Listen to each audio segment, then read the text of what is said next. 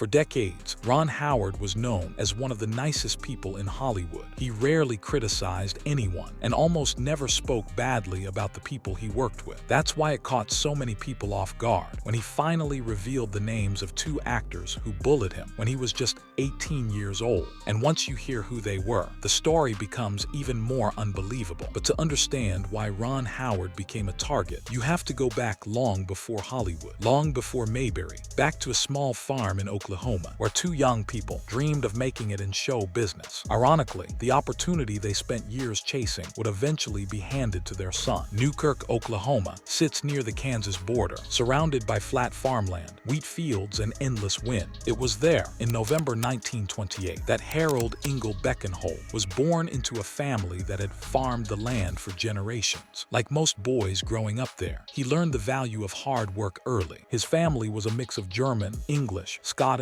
Irish, and Dutch ancestry, and nothing about his upbringing suggested that Hollywood would one day become part of his family's story. But Harold wanted to act. He wanted it the way farm boys sometimes want the thing they have only seen in a dark theater on a Saturday. He went to the University of Oklahoma and studied drama, which in 1947, in Oklahoma, was a fairly strange thing for a Beckenhold to do. And in 1948, he did the thing every young actor did back then. He changed his name. Harold Ingle Beckenhold became Rance Howard. He picked it. He built it. It was the first character he ever played, and he played it for the rest of his life, right up until he died in 2017, at 89, with more than 200 credits to his name, and not one of them a lead. That is not a sad fact. It is only the truth, and the truth is what makes the rest of this story make sense. In a scene study class at Oklahoma, sometime around 1947, another student introduced Rance to a young woman named Jean Spiegel. The student who made the introduction was a big, easy-moving fellow named Dennis Weaver, who would later limp his way across America's living rooms as Chester on Gunsmoke, which tells you something about how small the world of ambitious kids from Oklahoma actually was. Jean was from Duncan, down in the south of the state, oil country. She had gone further than Rance had, and earlier. As a teenager, she had gone all the way to New York to study at the Academy of Dramatic Arts, which is not a small thing for a girl from a small Oklahoma town in the 1940s. She had the talent and the nerve. Then she got hurt. An injury took her out of it, and she came home, and she started again at Oklahoma. And that is where a farm boy who had just renamed himself sat down next to her. They married in 1949 in Winchester, Kentucky. They were young and broke, and they had exactly the same dream, which is either the best possible foundation for a marriage or the worst. Depending on how the dream goes, the dream did not go. That is the sentence that sits underneath everything else in this story. So it is worth saying plainly. Rance Howard and Jean Spiegel Howard were good actors. They were trained, they were serious. They wanted a career in the movies with everything they had. And Hollywood, which is not cruel so much as it is indifferent, simply did not want them the way they wanted it. Rance would work steadily for 60 years and never once open a picture. Jean would work when she could and mostly not at all, because she was raising children. Their firstborn arrived on the 1st of March, 1954, in Duncan, Oklahoma, in the town Jean came from. Rance was in the Air Force at the time. They named the boy Ronald William Howard, which is a name almost nobody would ever call him. 18 months later, that baby was on a movie screen. The picture was called Frontier Woman, a cheap Western, and the whole family turned up in it, because that is what you did when you were young actors chasing work, and you had a baby and no money for a sitter. Rance was in it, Jean was in it, and there somewhere in the frame was a child who could barely walk, making his screen debut before he could form a sentence. He did not audition for it. He did not want it. He was a year and a half old. He was a prop his parents brought to work. At 2, he was on a stage. A summer stock production of The 7-Year Itch needed a small boy, and the small boy was right there, so up he went. His parents were working actors, and he was a working actor, and there was no moment where anyone sat him down and asked him if this was what he wanted, because he was 2, and because in that family the question would not have made sense. Acting was not a dream in the Howard house. It was the family business. The way farming had been a family business back in Newkirk. You got up and you did it. Then something happened that had never happened to Rance and never happened to Jean. Hollywood said yes, not to them, to him. By 4 and 5, the little boy was working with a regularity his parents had never managed. He turned up in a picture called The Journey in 1959, sharing the screen with Yul Brynner and Deborah Kerr, 2 of the largest stars stars in the world, while his father was down the list somewhere hoping for a line. He appeared on the anthology shows that were the backbone of live television, Playhouse 90 and General Electric Theater, and the DuPont Show with June Allison. He was on the Danny Thomas Show. He turned up in the Twilight Zone in an episode called Walking Distance, which is about a grown man who travels back to his own childhood and cannot stay there. A piece of casting so on the nose that it borders on unkind. He was on Dennis the Menace. He was on The Many Loves of Dobie Gillies. He was in Cheyenne without even getting his name in the credits. Imagine the drive home from those jobs. Imagine two trained actors in the front seat of the car, both of them better prepared than the child in the back. Both of them years into a fight they were losing, and the child in the back has just worked with Yul Brynner. Here is what makes the Howards worth this whole story. In that car, nothing curdled. Something curdles in most of these families. It is the oldest pattern in Hollywood, older than sound. The parent wants it, the child gets it, and the parent starts taking. Sometimes they take the money, sometimes they take the credit, sometimes they just take the childhood, one audition at a time, and call it love. You know the names. You have watched the documentaries. You have seen what happened to the ones whose mothers moved into the dressing room. Rance and Jean Howard did not take the money, not a dollar of it. Their son outturned them almost immediately and kept outturning them for the rest of their lives. And they did not touch it. And they did not move to a bigger house. And they did not buy a Cadillac.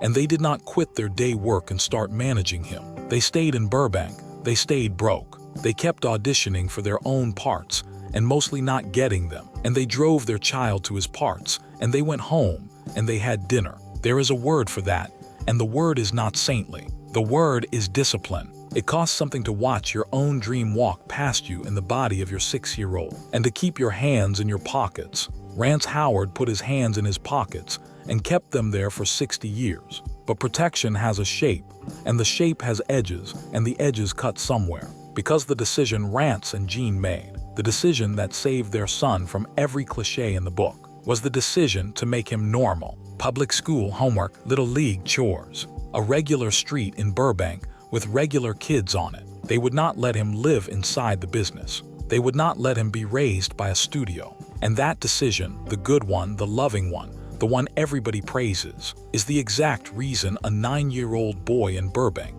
got knocked down in the dirt on a regular basis. Because you cannot be the most famous child in America from Monday to Wednesday and then be a regular kid on Thursday.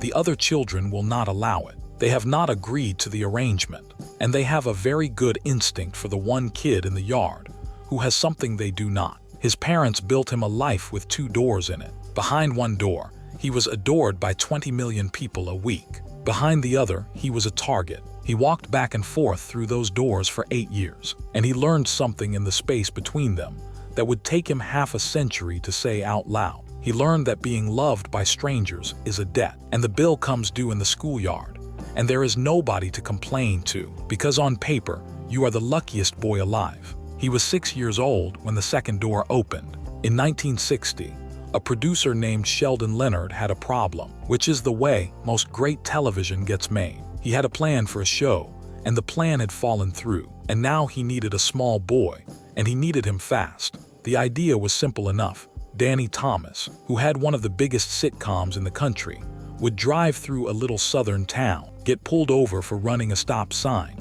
and find himself at the mercy of a sheriff, who was also the justice of the peace, and also the editor of the local paper. It would air as an episode of Danny's own show, and if people liked the sheriff would get a show of his own. That is what they used to call a backdoor pilot. It was a cheap way to test an idea without betting a season on it. The sheriff needed a son. Sheldon Leonard looked at a 6-year-old with red hair who had already been working for 4 years, and that was that. He was billed as Ronnie Howard with the Y, because in 1960, a 6-year-old was not a Ronald. The show was the Andy Griffith Show. It went on the air in October of 1960, and it did not come off for 8 years. And by the time it ended, it had never once dropped out of the top 10. And in its final season, it was the #1 program in the United States, which almost no show in history has managed. Lucy did it. Seinfeld did it. In a half hour about a widowed sheriff in a town where nothing happened. But to understand what that set did to Ron Howard, and what it protected him from, and what it could not protect him from, you have to understand the man at the center of it. Because Andy Griffith was not what people thought he was. He came from Mount Airy, North Carolina, a mill town near the Virginia line, and he was the son of a foreman at a furniture factory.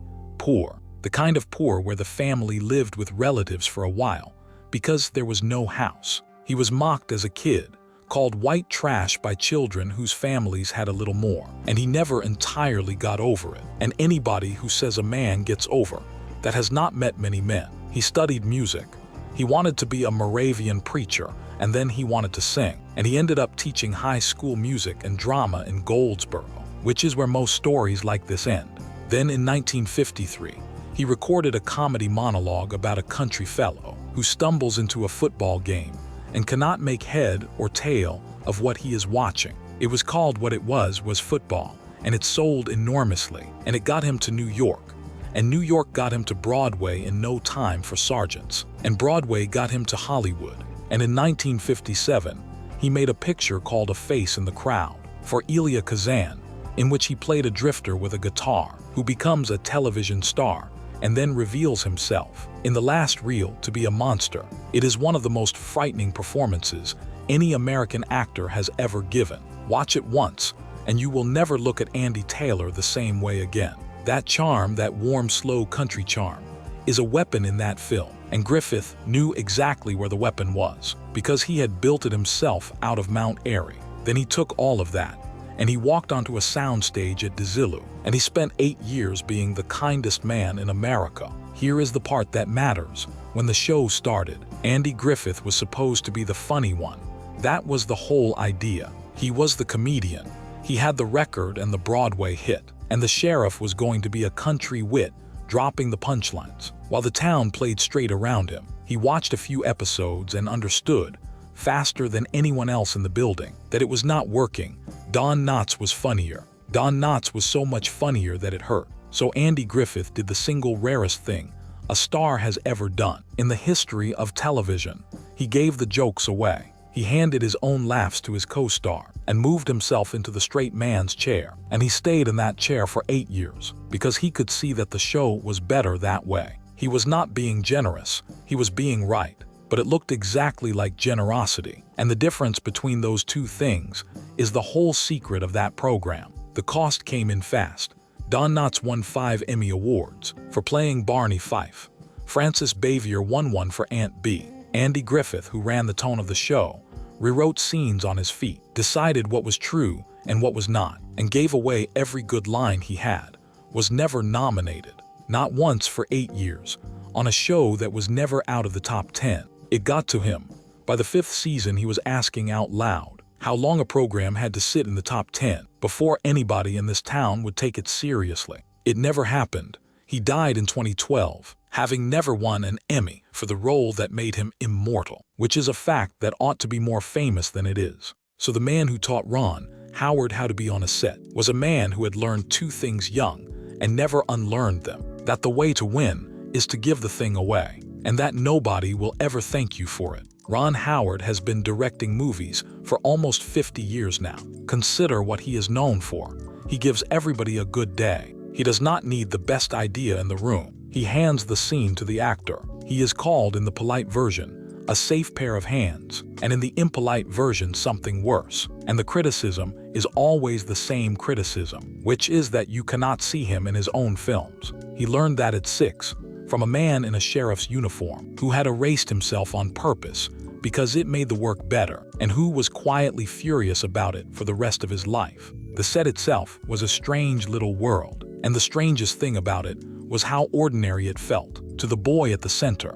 They rehearsed Thursdays and Fridays, and shot Mondays through Wednesdays, single camera, no audience, no laugh track being fed to the room. It was made like a small film, over and over, week after week. The rule on that stage was not jokes, the rule was truth. If a scene was not true, Griffith stopped it, and they took it apart on their feet until it was. And the actors argued about it, and the directors, most of whom were former actors themselves, let them. The child watched all of it. People miss this part. He was not a doll they wound up and pointed at the camera. When he was not required back at school, he stayed. He stayed after his scenes were done and watched grown professionals fight about why a moment was not landing, and then watch them fix it, and then watch the fix work. Nobody was teaching him. He was just there in the corner, at 7 and 8 and 9, absorbing the single most valuable education in American entertainment for free. There was a moment early on that he never let go of.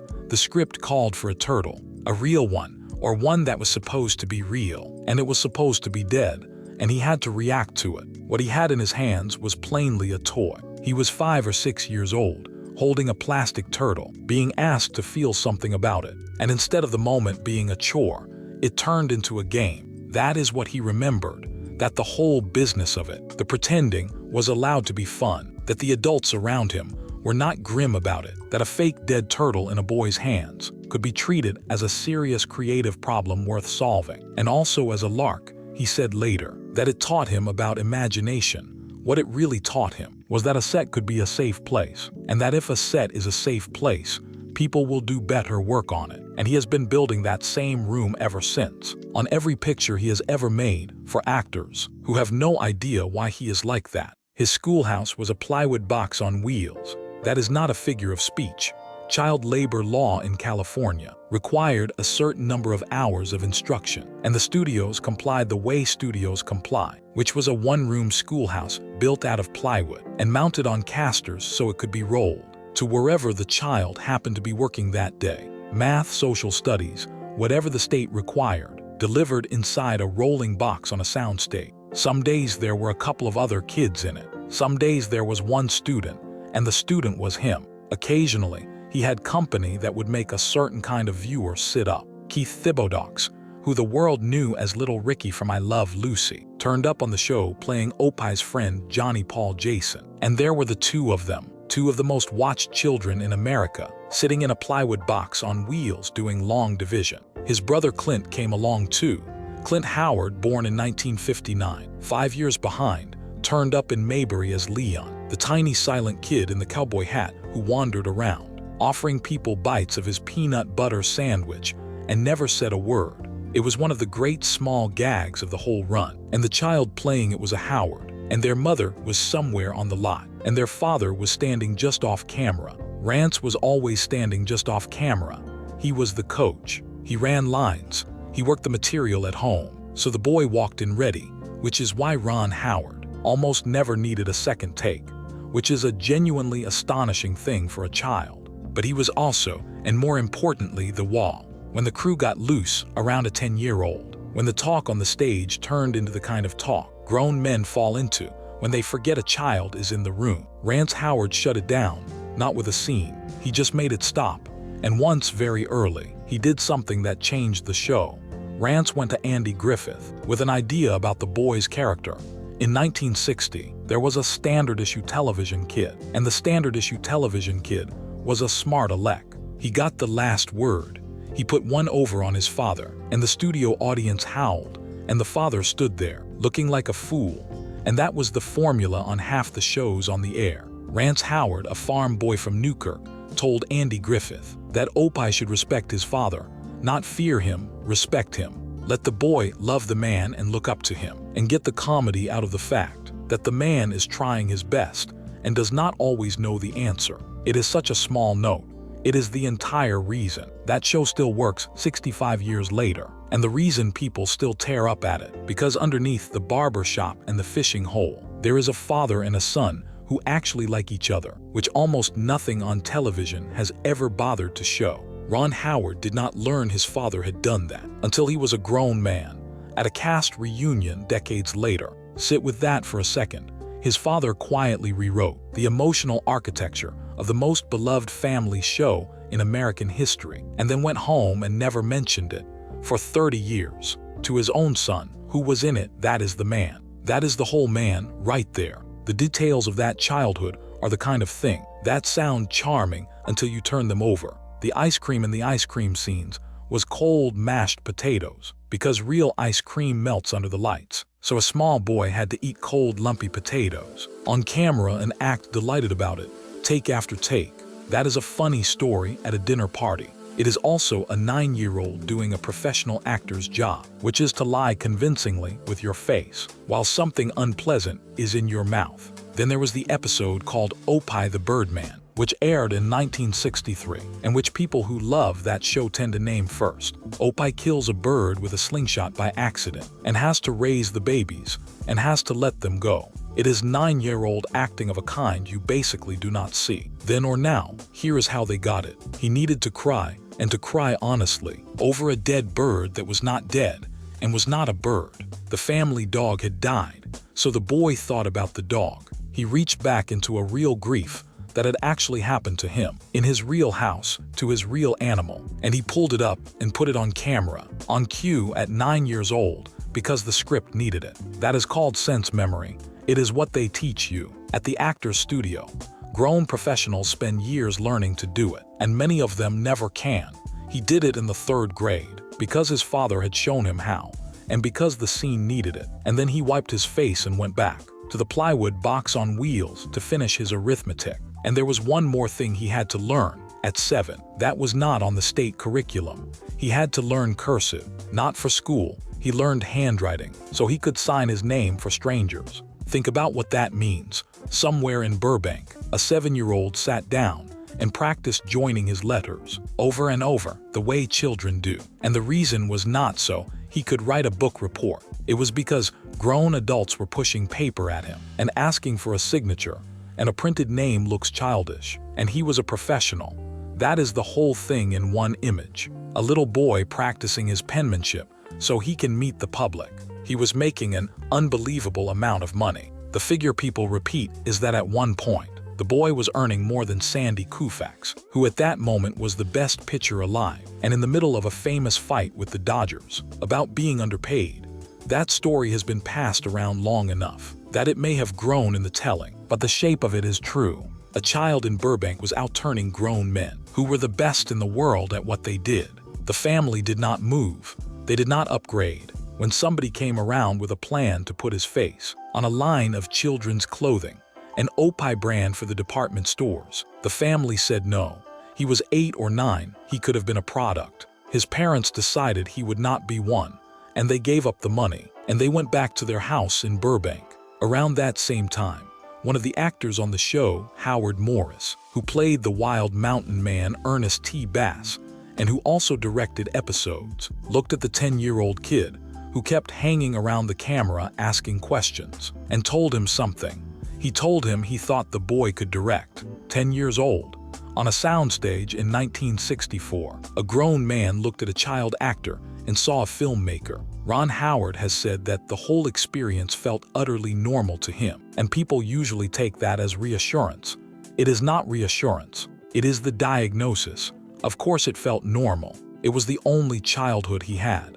He had nothing to compare it to. A boy raised in a rolling plywood classroom on a studio lot, crying on cue about his dead dog for a scene about a bird, eating potatoes and calling it ice cream, practicing his cursive for autographs, outturning a Hall of Fame pitcher before his voice changed, thought that all of this was what being a kid was. And every few weeks, he found out it was not, because the doors of Robert Louis Stevenson Elementary School were also in Burbank. And behind those doors, nobody cared what Sheldon Leonard thought of him. Opie rhymes with dopey. That is it. That is the whole engine of 8 years of misery. 2 syllables, and a rhyme that any 6-year-old in America could find in about a second and a half, and every one of them found it. He went to Robert Louis Stevenson Elementary School in Burbank, and then to David Starr Jordan Junior High, and later to John Burroughs High. And he went to those schools because his mother and father had decided, on purpose at some cost, that their son was going to have a real education with real children in a real classroom, instead of being raised in a plywood box by a tutor in a studio. It was the right call. Every child psychologist who has ever looked at the wreckage of child stardom would tell you it was the right call.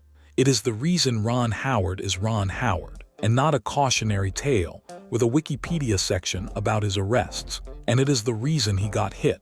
Here is how he described it decades later, as a grown man with an Academy Award on a shelf somewhere. He said he got picked on a lot at school. He said every time he came back to public school, it would be kind of an issue. And then he said this, and listen to the words he chose, because the words he chose are the story. He said that, as a little kid, it was just teasing, and people staring and asking a lot of questions and laughing about him. Just a man in his 60s, describing every single child he knew laughing at him, describing walking into a room and having the room turn and stare, describing being asked the same questions over and over by kids who did not want answers because they only wanted to watch him squirm. And the word he reaches for is just. That word is not an accident. That word is a habit. It is a 50-year-old habit laid down in a schoolyard in Burbank, and it is going to explain the entire back half of this story, including a parking lot in San Rafael, and why nobody heard about it until 2021. He learned very early to make it smaller than it was, because what else could he do? Complain? To whom? Every adult in his life would have said the same true thing. You are on television. You are rich. You work with Andy Griffith. 20 million people love you. What exactly is the problem, son? There is no answer to that question. That does not make you sound spoiled. So you swallow it. You come up with the word just, and you use it for the rest of your life. Understand the rhythm of it, because the rhythm is the cruelty. He was not away at a boarding school with other famous kids. He was not homeschooled behind a gate. He worked in blocks. When the show was shooting, he was gone, in the rolling classroom on the Dizilu lot. When the show was on hiatus, he came back into the same building, the same hallway, the same yard, the same faces. Every single time he had to be readmitted, not by the office, by the boys. They had been watching him on television all season. They had sat in their own living rooms with their own fathers and watched him get tucked in and taught lessons and loved by Andy Taylor. And then Monday morning he walked in the door, and there he was, real, in the flesh, in the same building as them. And they had to work out what to do about that. They knew exactly what to do. Children always do. Fame in a schoolyard is not an asset.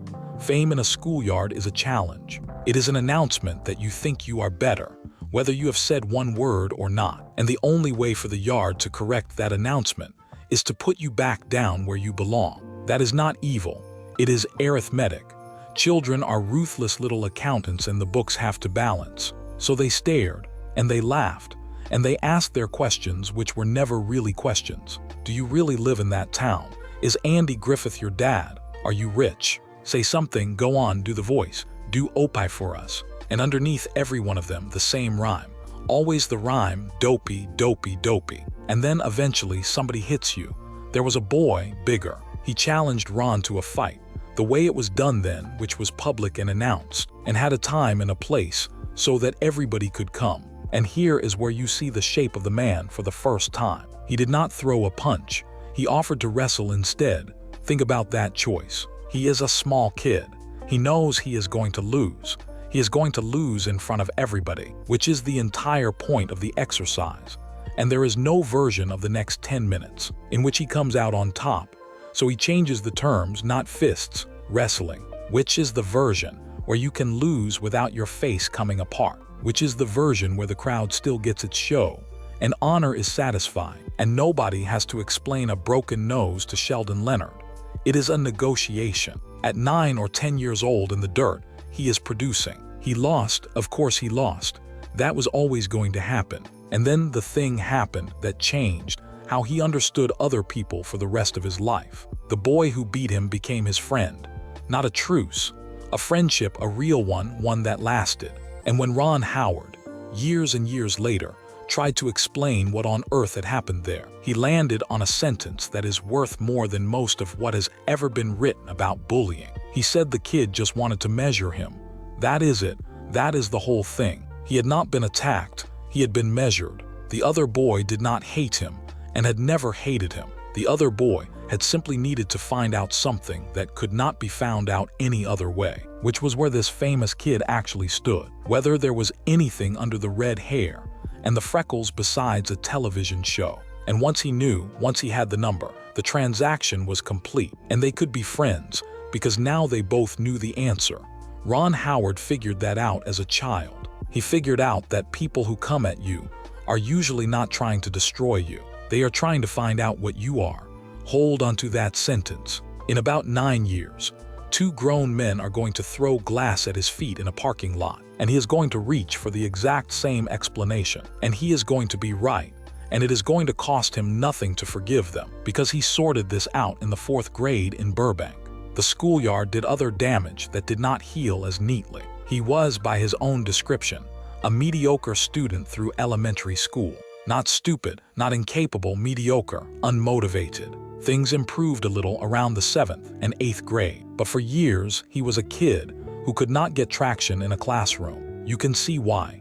He would disappear for months and come back to find the class 50 pages ahead of him, and every relationship in the room rearranged in his absence. He was learning long division inside a plywood box from a tutor who had one student, and he was walking into every schoolroom already knowing that his real job, the one that paid, the one that mattered, was happening somewhere else. Nobody was going to fail Opie Taylor, and nobody was going to teach him either. Not really. So he floated. He did what was in front of him and did not care about it, and got CS, and kept his head down, and counted the days until he could go back to the only place on earth where nobody thought he was strange.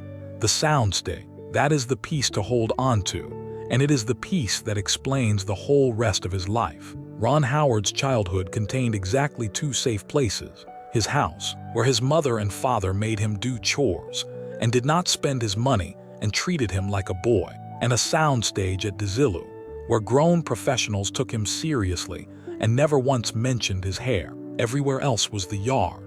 Everywhere else was staring and rhymes and a bigger kid, deciding it was time to measure you. So of course he grew up to be a man who lives on sound stages. Of course he grew up to be a man whose entire professional signature is that he makes the set feel calm. Of course he grew up to be a man who says his job is to give people a consistent sense of safety and therefore possibility. He is not describing a directing philosophy. When he says that, he is describing the 2 rooms in Burbank where nobody hit him. And you have to be honest about his parents here, because this is where the loving choice starts to look complicated. Rance and Jean knew they had to know. He came home from that school with his clothes dirty and his mouth shut, and they knew what was happening to him, and they sent him back the next morning anyway. Every morning for years. That was not cruelty. That was the calculation of 2 people who had spent their whole adult lives inside show business and had seen exactly what happens to the children who never leave it. They had watched the industry raise kids. They had seen the results at the auditions, in the hallways, at the parties. They had seen the ones who could not order a meal for themselves at 19. They had seen the ones who were 40 years old and still waiting for somebody to tell them where to stand. Rance Howard had a phrase for the thing he was afraid of. He did not want his son treated like a trained animal. That is what the business does to children when nobody is guarding the door. It teaches them to do the trick, and to do it on cue, and to do it charmingly, and keep doing it until the day the trick stops working, and then there is nothing left, because there was never a person under there, only the trick. So Rance and Jean made a trade. They traded their son's comfort for his soul. They accepted that he would be laughed at and shoved down and made to fight, because the alternative was raising a boy who had never been told no by anybody in his entire life. They were right, it worked. He came out the other side whole, but nobody gets to make that trade for free. And the bill came in ways they could not have predicted. It came in a word, just. It came in a man who learned before he was 10 that his own pain was not a legitimate topic of conversation, because he was lucky, and lucky people do not get to be hurt. It came in a habit of swallowing things, which is a wonderful trait in a director. It is what lets a man run a $200 million production with a movie star having a bad week and never raise his voice. It is why he could look at the biggest disappointment of his career and tell his own children not to tie their worth to a trophy. And it is why, when 2 men he admired threw bottles at his feet and screamed a nickname at him in the dark, he got in his car and drove home and did not mention it to anybody for 49 years. The boy in the yard learned the rules young. Do not complain, do not explain. Find a way to lose that lets you stand up afterward. And when somebody comes at you, remember that they are probably not trying to hurt you. They are just trying to find out what you are. He would need every one of those rules, because at 14 years old, the safest place in his life was about to be taken away from him, and the thing that had made him valuable to America was about to stop working, and there is no rougher stretch of road in show business than the one a beloved child walks when he stops being one. In 1962, in the middle of all of it, he made a movie that people still watch on holidays. The Music Man had been the biggest thing on Broadway, and Warner Brothers bought it, and there was the usual fight about who would play the lead. Jack Warner wanted a star. He wanted Cary Grant. Grant turned it down, and the story goes that he told them he would not even go see the picture if they gave the part to anybody except the man who had already done it 883 times on a stage in New York. Warner still wanted somebody bigger.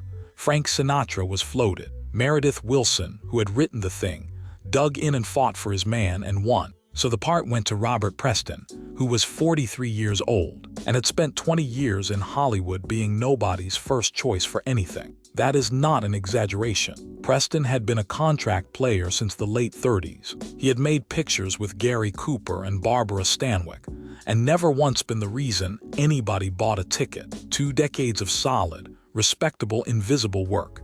And then Broadway handed him Harold Hill, and he became, for about 2 hours a night, the most electric man in America, and Hollywood still had to be argued into letting him do it on film. Now put an 8-year-old boy in that picture, and think about what that 8-year-old represents. Ronnie Howard played Winthrop Peru. Winthrop is the shy little brother, the one who has not really spoken since his father died, the one with the lisp who keeps his chin down and will not look at anybody, and then a con man who is selling the town. A boys' band that does not exist hands him a cornet, and the boy opens his mouth and sings about Gary, Indiana, and the whole theater comes apart because a child who was locked has just been unlocked, and the thing that unlocked him was a lie. That is the movie. That is the entire movie. A fraud walks into a town and sells them something fake, and it makes them real. And the boy at the center of it, the one being healed on camera by a beautiful con, was a child who was, at that exact moment, the most successful person in his own family, standing next to a 43-year-old man who had needed 20 years, and a Broadway run, and a public fight with Jack Warner, just to be allowed to stand there. Nothing happened. The point worth making here will matter in about 10 minutes of your time, and about 10 years of his. Robert Preston had every reason on earth to resent that child. He had waited 2 decades for a break. The boy had been handed before he could read. And there is no story, no incident, no bottles. He came to work, and he did the job, and the kid was in the scene with him, and that was that. There is no rule that says a man who has been passed over has to take it out on a child. Some of them do, some of them do not. It is a choice made privately by each man, and nobody ever finds out which way it went until a boy is standing there. Look at the parts they kept giving him. Opie Taylor's mother is dead. That is the premise of the show. Andy Taylor is a widower, and the whole gentle ache underneath Mayberry is a man raising a boy alone in a house with an empty chair in it. Winthrop Peru's father is dead. That is why he will not speak. And in 1963, he made The Courtship of Eddie's Father for Vincent Minnelli. And Eddie is a boy whose mother has just died, spending the picture trying to find his father a new wife. 3 of the biggest parts of his childhood, and every single one of them is a child with a hole in his family. Meanwhile, off camera, he had the most intact family in the business. 2 parents married in one house in Burbank, both of them at every job, one of them running lines with him at the kitchen table, and the other one making sure the phone was free in case the call came. He was the only kid in Hollywood with a completed set, and Hollywood cast him over and over as a child in mourning, because that was the thing he could do. He could grieve on camera. He could reach in and find the real feeling and put it in the frame, and he could do it at 8. And there is no mystery about where he learned it. He learned it burying a bird in Mayberry by thinking about a dog that had actually died. The most emotionally protected child in show business was the industry's best little mourner. Then the safe place started to come apart, and he had a front row seat for all of it. In 1963, Howard McNear had a stroke. McNear played Floyd the Barber, and Floyd the Barber is one of the great small creations in American comedy, a man who drifts through a sentence like a leaf on water and never quite arrives. The stroke took his left side. He could not stand. He could barely walk. And in that era, in that business, what happened next was automatic. You were gone, they wrote you out, they recast. The machine did not stop for a sick character actor. Andy Griffith would not have it. He brought him back. In 1964, Howard McNear returned to the barber shop, and the crew built him a support so that he appeared to be standing behind the chair. And they staged around him, and they shot him seated, and they arranged the whole show so a partly paralyzed man could keep working. He kept working until 1967. He died in 1969. A 10-year-old boy watched the star of a hit television show reorganize the entire production so that a sick man could keep his job and his dignity. Ron Howard has been directing for half a century. Ask anyone in Hollywood what he is known for besides the box office, and the answer is that he is loyal. He hires the same people again and again. He put his own father in 20 of his pictures. His brother is in almost every one of them. His mother played Jim Lovell's mother in Apollo 13, and it was one of the last things she did. He did not read that in a management book. He watched Andy Griffith build a stand for Floyd the Barber. Then in 1965, the funniest man in America walked out. Don Knotts had made an arrangement in his own head. Griffith had said more than once that he intended to do 5 years of the show and then stop. 5 years and out. So Knotts, being a working actor with a family and a career to think about, did the sensible thing and made a deal with Universal for pictures, timed for when the show would end. And then Griffith did not stop. The show kept going, and Don Knotts, who had won 3 Emmy Awards for Barney Fife by then, and would win 2 more for guest appearances, was on the outside, making comedies at Universal, watching the greatest part of his life continue without him. He came back and guested. It was not the same, and everybody knew it was not the same. Season 5. The show went to color that year, and the whole thing began, very slowly, to become a memory of itself. An 11-year-old boy watched that too. He watched a man lose the best thing he ever had because he believed something a friend told him, and the friend changed his mind. There was no villain in it. Griffith did not lie. He just felt differently later. That is how most of the damage in this business gets done. Not by cruelty, by people changing their minds, while you are still standing where they left you. In 1968 it ended, and it ended at #1. That has almost never happened. The Andy Griffith Show went off the air as the most watched program in the United States, which is a thing nobody does, because nobody walks away from that. Griffith walked away from it. 8 years was enough. The show technically continued as Mayberry RFD, with the town intact and the sheriff gone, and Ron Howard did not go with it. The last day, they had a wrap party. Andy Griffith stood up to say something, and the boy came apart. He was 14 years old, and he sobbed in front of everybody. Not a lump in the throat, not a manly moment. He cried the way you cry at a funeral, in a room full of adults, and he could not stop, because it was not a job ending. He had been 6 when it started. He was 14 now. That was every year of his life that he could actually remember. Those people were not colleagues. Andy Griffith once said, years later, that he never thought of himself as a father figure to Ron, because Ron already had a father, a good one, and he did not need another. He thought of the boy as a friend. That is a lovely thing to say, and it is also true. And it also completely misses what was happening in that room, which was that a 14-year-old boy was watching the only world where he had ever been safe get struck and rolled away. It is the plywood classroom.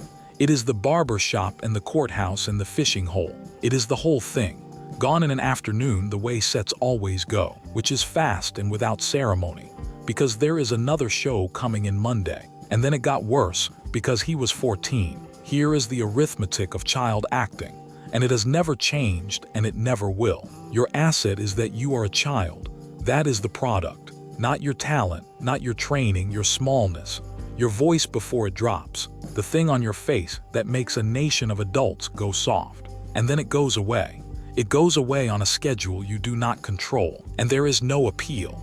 And one morning you look in the mirror and the product is gone, and you are 14 years old and unemployed, and you have already had the biggest job of your life. There is nothing for a 14-year-old. He was too old to be adorable, and too young to be a leading man, and too famous to be anybody else. Every casting director in Lowe's Angels looked at him and saw the same thing every kid in the yard saw. Opie, just Opie.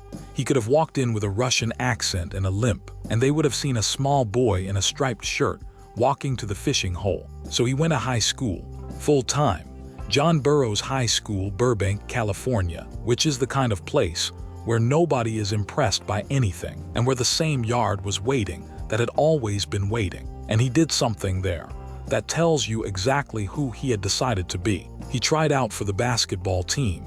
He turned down acting work to do it.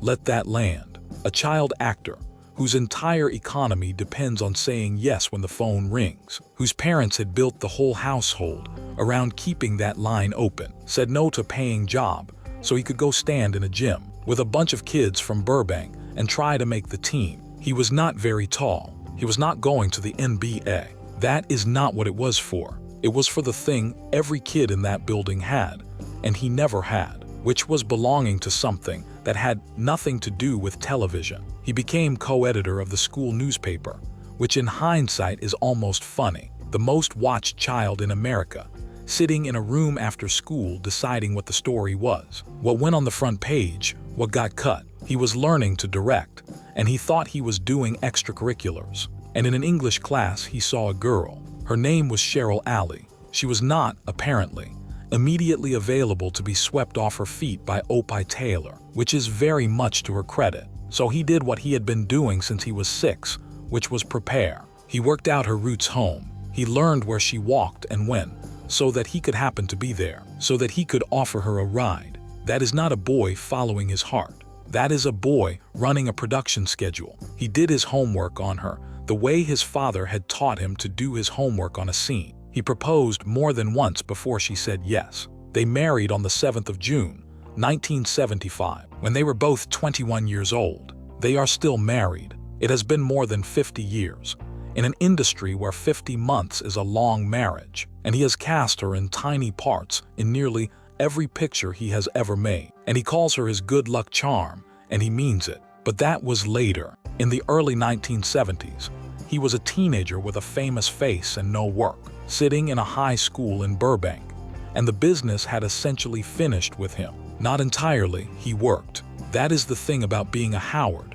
You always work, because your father taught you that the job is showing up and being ready, and not making it anybody else's problem. For 2 seasons, from 1971 into 1972, he was on a show called The Smith Family, playing Henry Fonda's teenage son. Henry Fonda, Tom Joad, Mr. Roberts, the man from 12 Angry Men, standing in a living room set, on a half-hour family drama, on a BC that almost nobody now can name, with a red-headed kid playing his boy. It is one of the strangest credits in either of their careers, and it lasted less than 2 years, and it is a decent measure of exactly where both of them were standing at that moment. Fonda, 66 years old, one of the greatest film actors America ever produced, doing television, and Ron Howard, 17, doing the only thing anybody was still offering him, which was somebody else's son. That is what those years actually looked like. Not unemployment, something a little worse than unemployment, which is steady work in the shallow end. He went into rooms, he read for parts, and he watched over and over the same small thing happen across the desk, the thing every former child actor in the history of this town will describe to you in the same flat voice if you ask them. They light up when you walk in. The cruelty of it is that they are delighted. They loved you. They watched you every Monday night with their own kids. They want to tell you about it. They want to tell you which episode was their favorite. And they want to know if Andy Griffith is really like that. And they are being completely sincere and completely warm. And they have already decided not to hire you before you have opened your mouth. Because you are not an actor in that room. You are a memory of their own living room. And nobody casts a memory. He was 15, 16, 17 years old, walking into offices where grown adults were happy to see him, and walking out with nothing over and over. And there was no one to be angry at, because everyone had been so nice. That is a specific education, and he got all of it. He made a pilot in 1971, a little half-hour about a family in the 1950s, with a boy at the center of it, and a diner and a girl next door. It was called Love, and the television set when they aired it folded into an anthology show called Love, American Style, which is where unsold pilots went to be quietly buried in front of an audience. Nobody bought it. It sat on a shelf at Paramount. That was the first time in Ron Howard's life that he had done a piece of work, and the world had simply not wanted it. He was 17. He had been famous for 11 years, and it was over. Then in the summer of 1972, a young filmmaker with a beard and a script about one night in a California town in 1962 offered him a part in a movie that nobody at the studio believed in. It was the best thing that ever happened to him. It saved his career, made him rich, and gave him the rest of his life. And it is where he found out, in a motel parking lot at 1 in the morning, exactly what the men of his own profession thought of him. George Lucas was 28 years old, and he had made exactly one feature, a cold, gray science fiction picture called THX 1138 that Warner Brothers had taken away from him, recut and dumped. It lost money. It nearly finished him before he started. So he wrote something small and warm on purpose. One night in a California town in 1962, 4 boys, a lot of cars, a radio station, and the moment right before everything changes. No plot to speak of, just cruising and talking, and the sun coming up. Every studio in town passed. Universal finally said yes for something in the neighborhood of $750,000, which even in 1972 was not a real movie budget. And they said yes mostly because Francis Ford Coppola put his name on it. And Coppola at that moment was about to release The Godfather. They shot it in 28 nights in the summer of 1972. Up in Northern California, they started in San Rafael, and the town pulled the permit almost immediately because a shopkeeper complained about the disruption. So the whole production picked up and moved to Petaluma and kept going. Everybody stayed in a motel. Everybody slept through the day and worked all night for 4 weeks in each other's pockets. That is the situation. A crew of young people with no money, no sleep, and no adult supervision, living in one building, working nights, drinking after rap, because there is nothing else to do at 4 in the morning. And into that building walked an 18-year-old boy who had been on television since Eisenhower. Lucas cast him as Steve Ballender. Look at what Steve Ballender is. He is the class president. He is the responsible one. He is engaged to his high school girlfriend, and he is terrified of leaving town. And at the end of the picture, when everybody else scatters, Steve is the one who stays. The most interesting director of his generation looked at Ron Howard and saw the clean-cut kid who never leaves. And here is the joke. And it is a joke Ron Howard has never once complained about. It was accurate. He was a clean-cut kid. He was dating his high school girlfriend. He married her 3 years later, and he is married to her still. The part was not a stretch. The part was a documentary. Everybody in Hollywood saw the same thing when they looked at him. And the maddening part, the part he could never argue with, was that they were basically right. The rest of that cast is one of the great accidents in American film. Richard Dreyfuss, who talked faster than anybody alive. Charles Martin Smith as Terry the Toad. Cindy Williams, Candy Clark, Mackenzie Phillips, who was 12 years old. Susan Summers, a face in a white car on screen for maybe 40 seconds. And every man who saw that picture in 1973 can still tell you about her.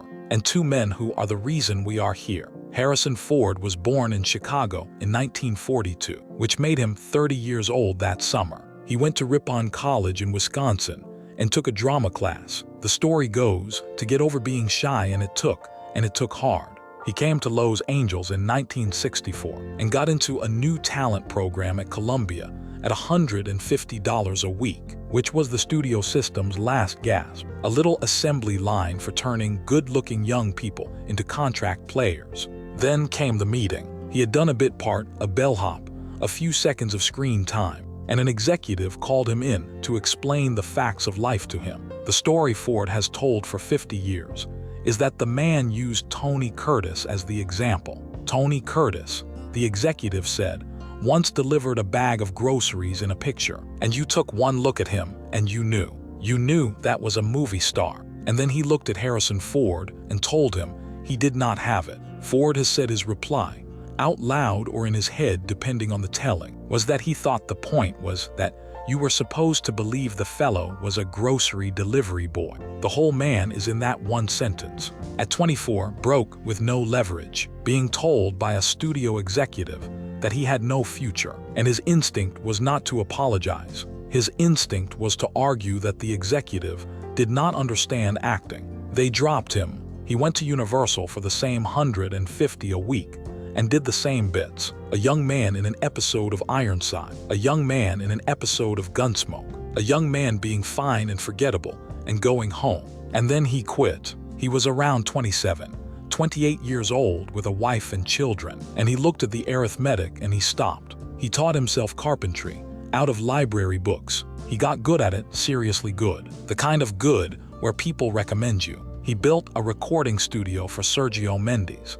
He built decks and cabinets and additions for people in the hills, which means he spent his late 20s driving to the houses of successful people in the entertainment industry with a tool belt on to build things for them. That is a very specific kind of daily humiliation, and he did it for years, and he never once complained about it publicly, and it made him what he is. So in the summer of 1972, a casting man named Fred Roos, who knew him, got him a part in a little movie for a young director nobody had heard of. Bob Falfa, the drag racer from out of town, the Challenger in a black Chevy. A handful of days of work. The money was so thin that Ford, 30 years old and unemployed as an actor, actually pushed back on it because he could make more swinging a hammer. They found him a little more. And when Lucas asked him to cut his hair into a flat top, the way a 1962 hot rodder would wear it, Harrison Ford said no. He was not being difficult for sport.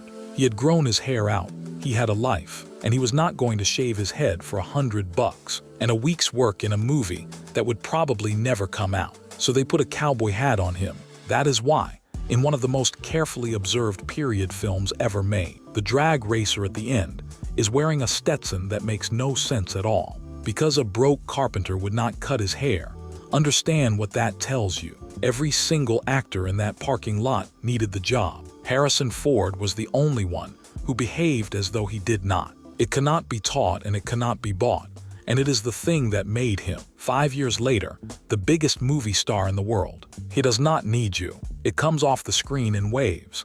Han Solo does not need you. Indiana Jones does not need you. Rick Deckard does not need anybody.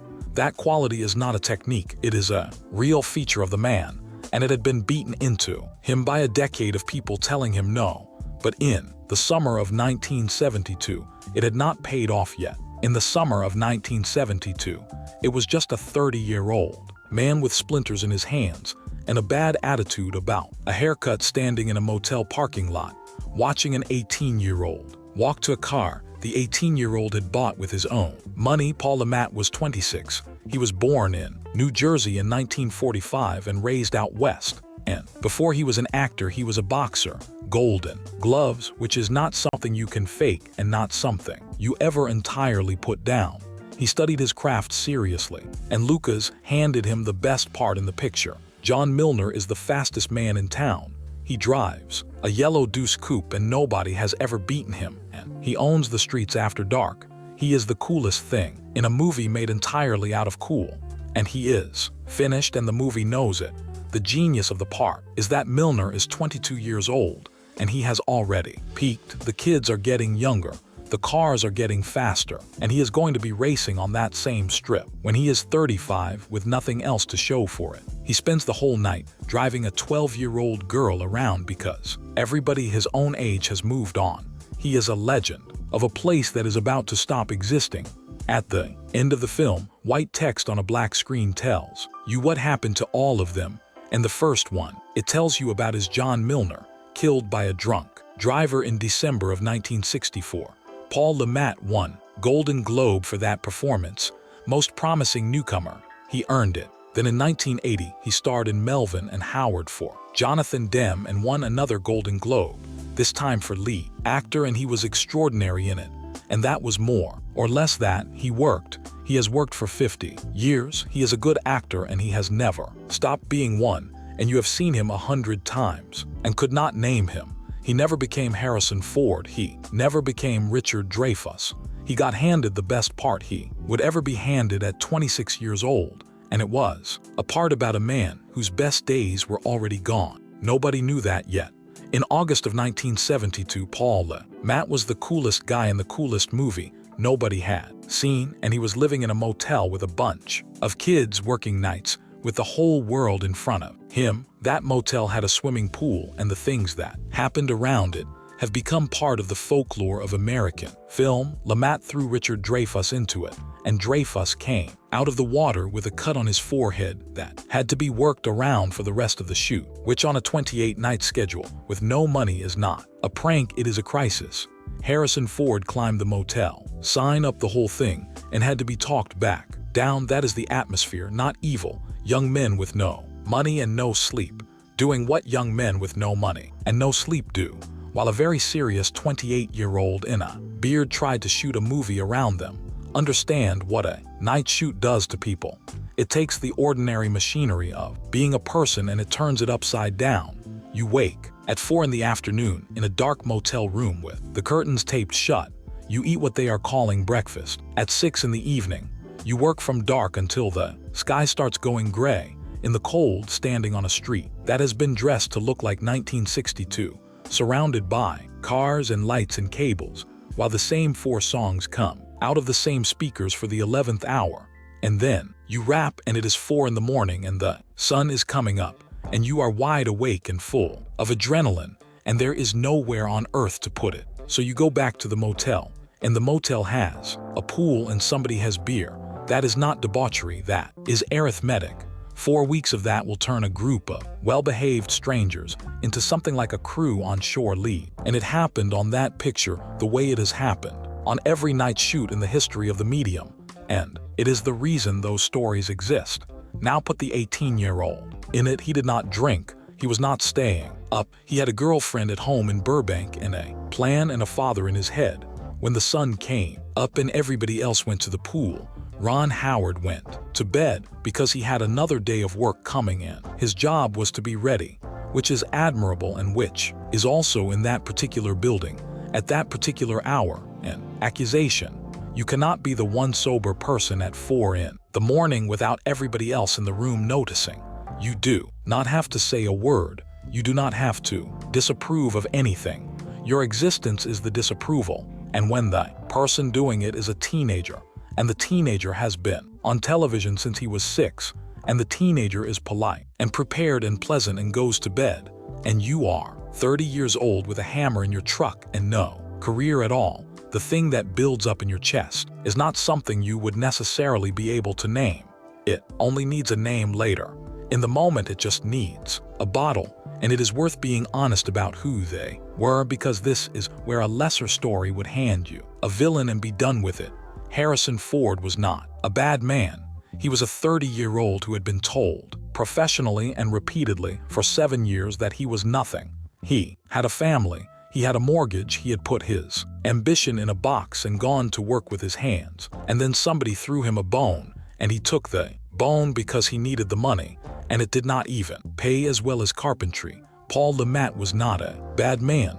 He was a fighter and an actor who had, finally at 26, gotten a real part, and he was living it as hard as he could, because that is what you do when the door opens. They had both spent their entire adult lives in the same hallway waiting, and then a kid walked into that motel who had never waited for anything. His life, he was 18. He had been famous since he was 6. He had never been dropped by a studio, never been told he did not have it, never built a deck. For a man who would not cast him, he was pleasant. He was on time. He knew his lines cold first take every time, because his father had drilled him at the kitchen table since before he could read. He did not drink. He was going home to his girlfriend from English class, and he had a car of his own, bought and paid for. You could not have designed a more perfect target if you had tried for a month. The night it happened, they had wrapped and he was walking out. The lot was dark, and the day's heat was still coming up off the blacktop, the way it does in Northern California in August. That soft wall of warmth off the ground after the air has already gone cool. He was going to his car. The first bottle came in and burst at his feet, glass everywhere, that flat pop and scatter that makes every muscle in your body lock. At once he stopped, and out of the dark, laughing, the voice, "Dance, Opie, dance." Then more bottles coming in his direction, one after another. Glass on the asphalt around his shoes, over and over. while two grown men cackled at a teenager in a parking lot at 1 in the morning. Here is what he did, and it is not what you expect, and it is the most revealing thing in this entire story. He asked them to hold up, not stop it, not what is your problem, not a single angry word. He asked them to pause just for a moment so he could move the car. That is what he was worried about, not his feet, not his face, the paint, because that car was the only thing in the world that was actually his, not Sheldon Leonard's, not his father's, not the network's, not America's, his. He had earned the money as a child, and his parents had not touched a dollar of it, and he had bought the car with it, and it was sitting there under the motel lights, while two men who had never had anything through glass at it. So he asked politely, the way he had asked to wrestle instead of fight when he was 9 years old, because he knew he was going to lose and he was trying to get out of it with the least damage possible. They did not hold up. More bottles came. He got in the car and he drove away. No damage, not to the car, not to him. He said later that this was the main bit of opie shaming on that whole production. And that phrase, opie shaming, is his phrase. He made it up. He needed a word for a thing that had been happening to him since he was 6, and nobody had ever given him a word for it. So he built one himself, sometime around age 60, for a book. That is what opie dance actually was. It is a Western. That is where it comes from. It is what the bad man does in the saloon.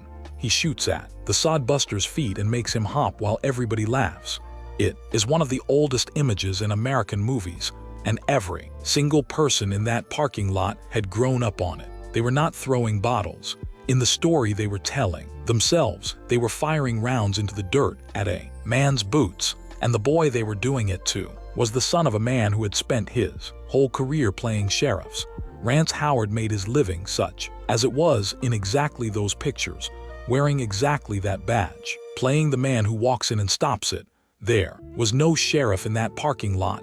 There was an 18-year-old asking, very reasonably, if he could please move his car, and two men who thought that was the funniest thing they had ever seen. They were not throwing bottles at Ron Howard. They had nothing against Ron Howard. They barely knew him. They were throwing bottles at Opie, and Opie was not a person. Opie was a proposition, and the proposition was this, that a child can be handed the entire thing at 6 years old for nothing, without wanting it, without earning it, without ever once being told no, while men who have wanted it since they were boys build cabinets in other people's houses. They were not attacking a colleague. They were arguing with the universe. The kid was just standing where the universe happened to be, and he understood that. That is the incredible part. He understood it in the moment, or close enough to it, because he had learned it in the 4th grade in Burbank from a bigger boy who beat him in the dirt and then became his friend. They just wanted to measure him, so he did not fight. He did not report it to Lucas, who was under enough pressure to sink a barge and did not need this. He did not tell his father, who would have gone through those 2 men like a combine through wheat. He did not tell anybody at all. He got in the car. He drove home. He came to work the next night on time, off book, first take, pleasant. And for 49 years, he said nothing. American Graffiti came out in August of 1973, and it did not just succeed. It detonated. A picture that cost less than $1 million made more than 100, which put it at that moment among the most profitable films that had ever been released by anybody. It also did something nobody had planned. It made America homesick for 1962. Within a year, the country had gone soft in the head about the 50s.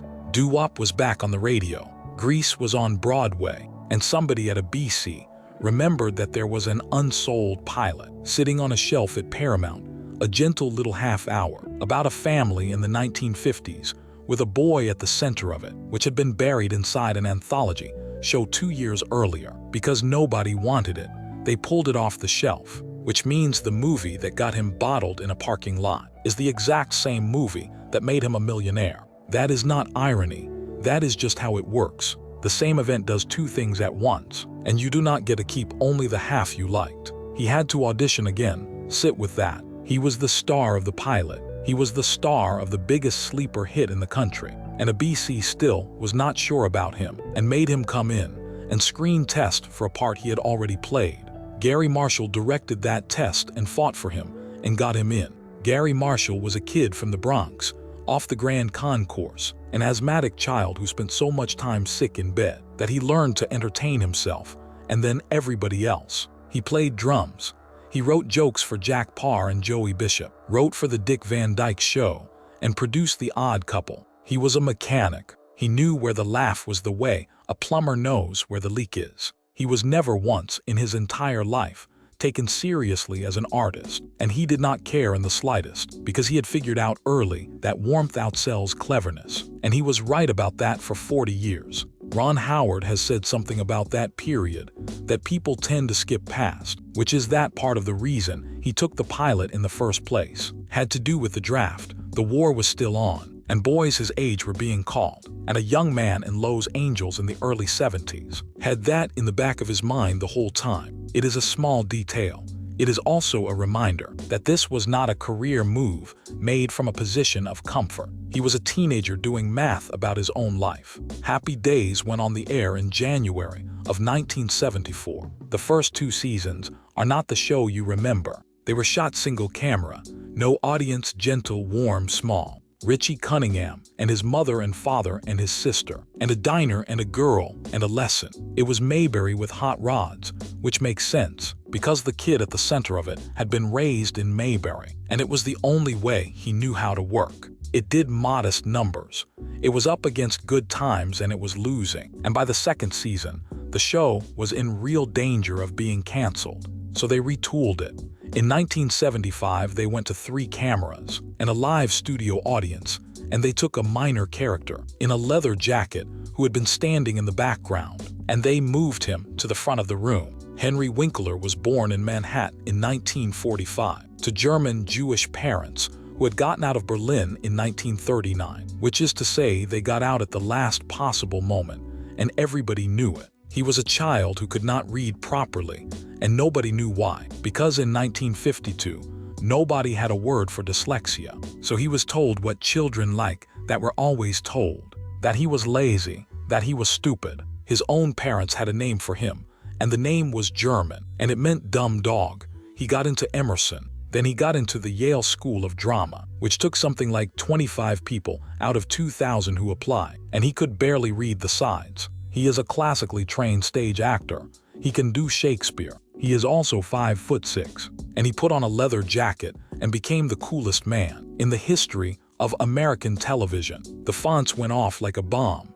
The jacket ended up in the Smithsonian. There were lunchboxes and dolls and thumbs going up in every schoolyard in the country. By the 1976 and 1977 season, Happy Days was the #1 program in the United States, and it was not really because of Richie Cunningham. Ron Howard, meanwhile, had a problem nobody in the audience could see. He had never worked in front of an audience in his life. Not once. 8 years on the Andy Griffith Show. Single camera, quiet stage, no crowd. A film set. He had literally no experience doing what he was now being asked to do every week, which was walk out in front of 300 strangers and be funny on cue. Henry Winkler has said that before those tapings, Ron Howard was almost throwing up. Not nervous, not a little jumpy, sick every week. And nobody watching at home ever saw one flicker of it because he had been trained since he was 5 years old by a farm boy from Newkirk, Oklahoma to walk in ready and hit it on the first take no matter what was happening inside him, and who helped him through it. The stage veteran, the Yale man, the dumb dog from Berlin, who had spent his whole childhood being told he was worthless, and who had spent his whole adult life on a stage. Winkler took the kid who had been on television since he was 6 and taught him how to do the thing an audience does to you. They became and remained close for the rest of their lives. Winkler has said Ron Howard is one of his favorite scene partners he ever had, and that there is a kind of string that runs between them and has never been cut. That is worth pausing on. 2 men at the exact same moment, in the exact same building, one of them being eclipsed by the other in front of the entire country. And there is not one credible story of resentment between them. Not one. In 50 years. In an industry where people carry a grudge to the grave over a parking space. Because Ron Howard was not angry at Henry Winkler. He was angry at the men in the offices. But do not skip past what it actually costs to be the man in Ron Howard's position, because it is one of the quieter forms of pain this business manufactures, and almost nobody describes it honestly. He was the lead. His name was first. The show was built on his character, and every week he did the hardest job on that stage, which is the job nobody claps for. Richie Cunningham is the one who sets it up. Richie is the one who asks the question so somebody else can get the laugh. Richie is the reason the jokes land.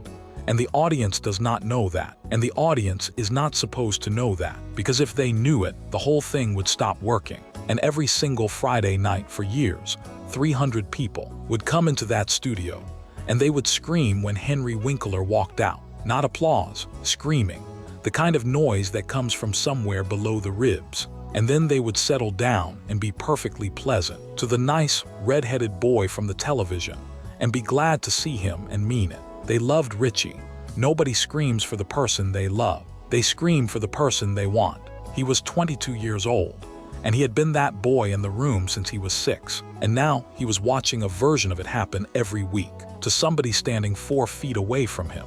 And there was no one to be angry at, because Henry Winkler had done nothing except be extraordinary. That is what makes what he did next remarkable. He had every ingredient for a poisonous decade. The star of the show being eaten alive by the supporting player in front of a live audience every week is one of the oldest and ugliest stories on television, and it has ended careers and friendships and shows. And there is a version of Happy Days where that is exactly what happened. It did not happen, and the reason it did not happen is that Ron Howard had spent 8 years of his childhood standing next to Andy Griffith, watching a man hand every laugh he had to Don Knotts on purpose and be right about it. He had seen the move before. He had grown up inside the move.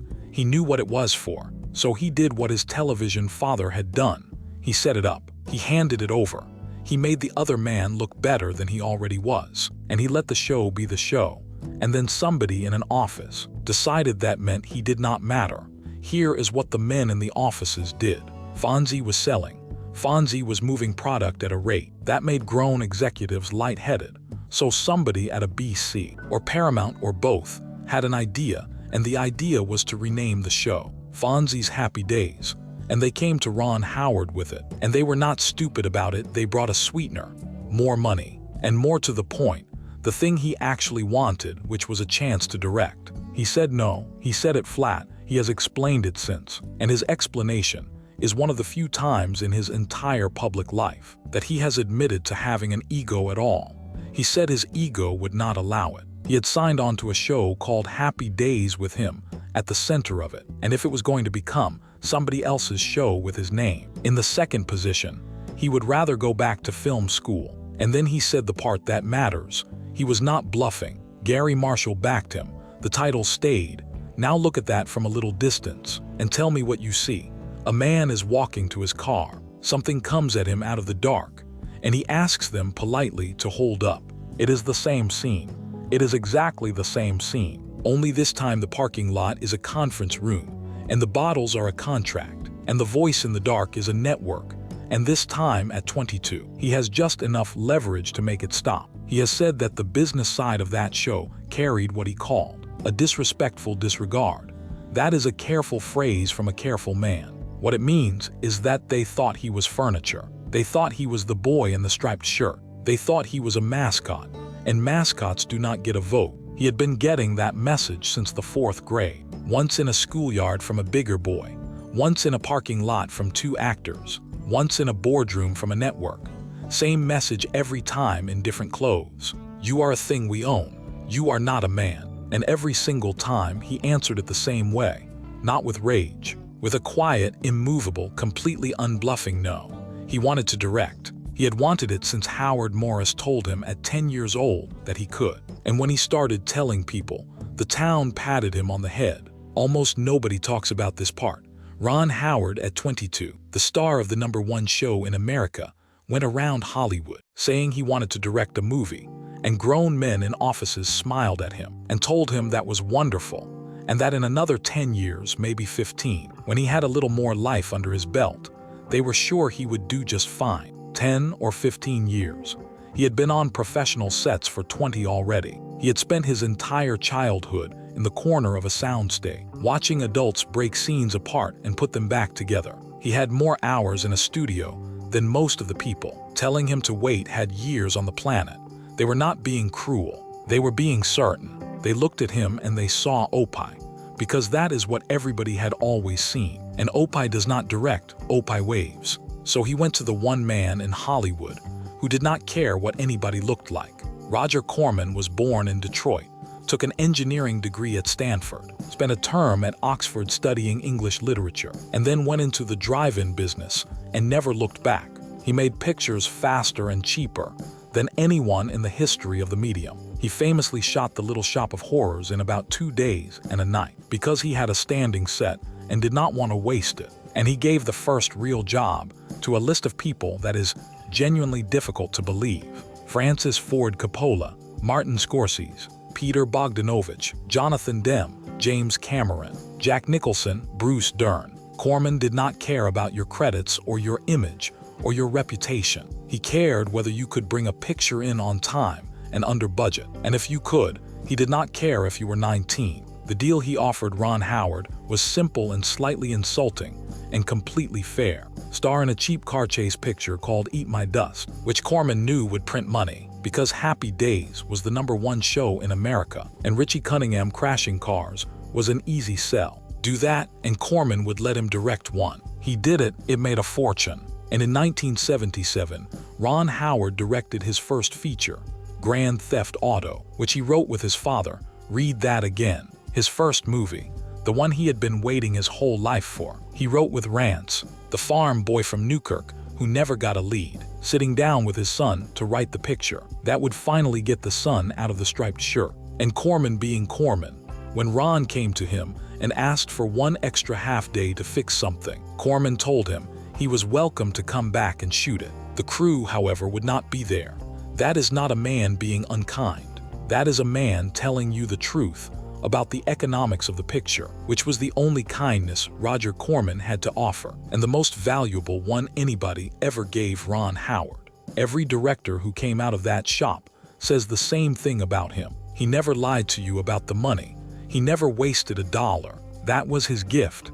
It was also the whole of him, and everybody who left him left for the same reason, which is that a career of never wasting $1 is a career of never spending one either. Somewhere in the middle of all this, in 1976, he made a picture with a dying man. The Shootist was John Wayne's last film. Wayne played J.B. Brooks, an old gunfighter who rides into Carson City in 1901, finds out he has cancer, and spends the rest of the picture deciding how to die. Wayne had lost a lung to cancer in 1964. He would be dead of it by 1979. So a man dying of cancer played a man dying of cancer, and everybody on that set knew it, and nobody said it out loud. Ron Howard played Gillum Rogers, the son of the widow whose boarding house book stays in, a kid who idolizes the old killer and wants to be him. Lauren Bacall was in it.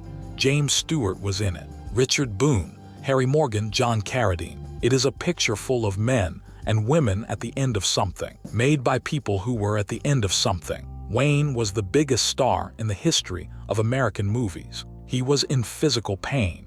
He was in the middle of the last thing he would ever do. He was, by every account of everybody who ever worked with him, capable of running right over you if he decided to. And he was decent to the kid. Ron Howard has been asked about it many times, and every time the answer is the same. John Wayne earned his respect, not tolerated him, not ignored him, earned his respect, which is a phrase you use about someone who could have done otherwise and did not. Here is the thing about the end of that movie. In the novel, the boy shoots Brooks at the end to finish him and then takes his guns. Wayne would not do it, so they changed it. In the film, Gillum kills the man who has shot Brooks in the back, and then he stands there with the gun in his hand, and he looks at it and he throws it away.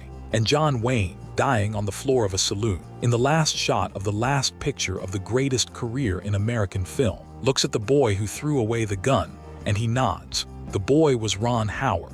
That is the last thing John Wayne ever did on a movie screen. He approved of a kid deciding not to be like him. So stack it up. 2 broke actors in a motel parking lot threw glass at his feet and screamed a nickname at him. And John Wayne, the biggest man in the business at the end of his life, with cancer in him, treated him like a professional. Cruelty is not a function of power. It never was. It is a function of fear. And the men with the least were the most afraid. Which brings us to a woman who had almost nothing left, and who was terrifying anyway. In 1980, at 26 years old, Ron Howard directed a television movie called Skyward. It was about a paraplegic teenage girl who learns to fly a plane, and he cast in the lead a girl named Susie Gilstrap, who was actually paraplegic and who was not an actress. That was the whole idea. Get it right, get a real one. And the other lead was Bette Davis. Bette Davis was born in Lowell, Massachusetts in 1908. She had 2 Academy Awards on the shelf by 1939. In 1936, she got so sick of the parts Warner Brothers was giving her that she ran to England and refused to work. And the studio dragged her into a British court, and she lost. She lost badly. And she came back and she kept fighting anyway. And the fight is the reason her career is her career. She fought everybody. Every studio head, every director, every leading man, every husband, and there were 4 of those. She had a daughter who would eventually write a book about her that was not kind. By 1980, she was 72 years old, and she did not have the parts anymore, and she did not have the power anymore, and what she had left was the fight, because it was the only thing that had never left her. And they told her she was going to be directed by a 26-year-old kid from a sitcom. She was not pleased about the casting of the girl. She thought you should hire an actress and let her act it. That is not monstrous, by the way. That is a completely defensible artistic position that a lot of serious people held. She said so, and on the telephone before they ever met, she made a rule. She would call him Mr. Howard, not Ron, Mr. Howard, and she would go on calling him Mr. Howard until she had decided whether or not she liked him. He was 26, he was eating Tums, he called his father. Of course, he called his father. He had been calling his father since he was 5, and there was a plastic turtle in his hand, and he did not know how to feel about it. Rance told him how to hold the line without overplaying it, which is the entire skill of directing and cannot be taught in a school. So they went to work, and at some point on that first day, Ron Howard gave Bette Davis a note, a small one, about where she should stand, and she tried it, and it was better. By the end of that day, she was calling him Ron, and then, in front of everybody, she walked past the 26-year-old director of her television movie and slapped him on the backside, which from Bette Davis was a knighthood. Here is the distinction that took him years to learn, and it is the distinction this whole story turns on. Bette Davis was not bullying him. Bette Davis was measuring him. She did not know him. She had no reason to trust him. She was 72 years old, and every single thing she had ever got, she had gotten by refusing to hand it over to a man who had not proven he deserved it. So she made him prove it. She set a bar, she made it public, she made it uncomfortable, and the second he cleared it, she dropped the whole thing forever and never mentioned it again. That is exactly what the boy in the Burbank schoolyard had done to him in 1963. Same transaction, different clothes. A person who does not know where you stand, finding out. And by 1980, Ron Howard had been measured so many times, by so many people, that he had become the best in Hollywood at passing the test. He never lost his temper. He never made you feel it. He gave you the note quietly, and let the work make the argument, and waited for you to come around, and did not need you to apologize when you did. He had walked away from the #1 show on television. He had a movie career starting. He had a wife and a house, and the 2 men who had thrown bottles at his feet in a motel parking lot 8 years earlier. By 1980, one of them had a Golden Globe and a beautiful little picture nobody saw, and the other one was Han Solo. Here is how Harrison Ford got Star Wars, and it is the best joke in this entire story. He did not audition for it, not at first. He was still a carpenter. He was, in fact, at that moment, doing carpentry work in an office building for Francis Ford Coppola's company, and George Lucas was casting his space picture in that same building, and Lucas needed somebody to sit off camera and read the other parts, so the actors coming in had a human being to talk to. So they grabbed the guy with the tool belt. Harrison Ford, 34 years old, a carpenter with a failed acting career, sat in a chair and read Han Solo's lines at other actors who were auditioning for Han Solo, over and over, day after day, watching them try and watching them not get it and going back to his hammer. And eventually, Lucas looked up and realized the answer had been sitting in the room the whole time, doing the reading for free, because he had been hired to build a door. Star Wars came out in May of 1977. By the end of that summer, Harrison Ford was one of the most recognizable human beings alive, and he has never come back down since. And he is in his 80s now and still up there.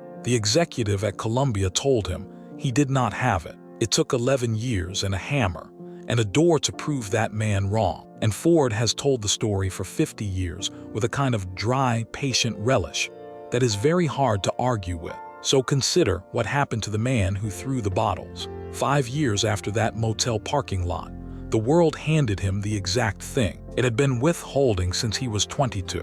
All of it, more than anybody. He is arguably the most successful movie star in the history of the medium by box office receipts, which means the bitterness that made a man throw glass at a teenager's feet was, 5 years later, completely obsolete. He never had to feel that particular thing again for the rest of his life. That specific, corrosive 30-year-old carpenter's rage at a lucky kid was burned off by an event neither of them saw coming. The bottles were the last gasp of a man who was about to have everything, and Paul Le Mat, who had the best part in American Graffiti, who was the coolest thing in it, who everybody in 1973 assumed would be the one. He won the Golden Globe for it. Then he made Aloha, Bobby and Rose. Then he made Citizens Band for Jonathan Demme, which is a lovely, strange, underloved little picture. And then in 1980 he starred in Melvin and Howard, also for Demme, playing a hard-luck milkman who claims Howard Hughes left him a fortune. And he was magnificent in it. And he won another Golden Globe, this one for lead actor. And that was the top. He kept working, he is still working. He has more than 100 credits. He did television, he did genre pictures, he did the jobs. It is a career that 99 out of 100 actors would trade their teeth for. It was not the one the movie promised him. There is no scandal in that. Nothing went wrong. Nobody wronged him. He simply had the thing every actor prays for twice. And then the door did not open all the way. And no one can tell you why, because there is no why. That is the business. Two men stood in the same parking lot in the same summer and threw the same bottles at the same kid. And one of them got everything, and one of them got a good living. And the difference between them was not talent, and it was not work ethic, and it was not character. It is the thing that makes people throw bottles in the first place. Not evil, the unbearable fact that there is no rule.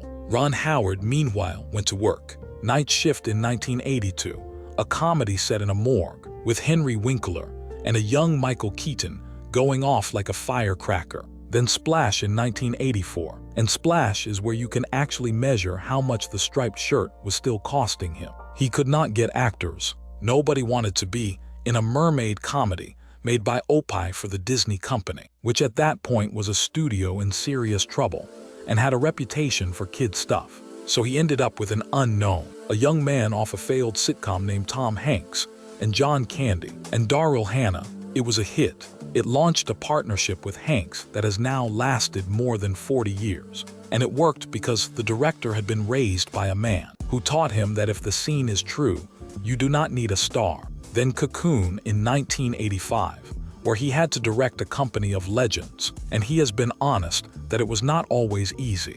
Wilford Brimley in particular brought a kind of granite naturalism to the thing and could be tough about it. Ron Howard was 31, telling Hume Cronyn and Jessica Tandy and Don Amish where to stand. Willow, Parenthood, Backdraft, The Paper, and then in 1995, Apollo 13. He made the best picture of his career about three men trapped in a metal can, 200,000 miles from home, and he made it without a villain, which is very hard to do, and without a single false note. He put his own mother in it, Jean Spiegel Howard, who had gone to New York as a teenager to be an actress, and got hurt and came home, played Jim Lovell's mother, watching the television, waiting to find out if her son was going to die. It was one of the last things she ever did.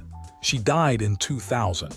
Apollo 13 was nominated for 9 Academy Awards. Ron Howard was not nominated for Best Director. He has admitted more than once that it stung, and he does not admit things like that often. His producing partner Brian Grazer has said it stung too. It is one of the more famous snubs in modern Oscar history, and the reason for it is not complicated, and everybody in town knew it. The Academy is a room full of people who believe that art has a look, and Ron Howard's work does not have a look on purpose, because when he was 6 years old, he watched a man in a sheriff's uniform give away every good line he had because the show played better that way. He had spent his whole career doing exactly what Andy Griffith did, erasing himself, handing it to the actor, making it look like nothing. And he got exactly what Andy Griffith got for it, which was 8 years at #1, and not a single nomination. What he did with that is the tell.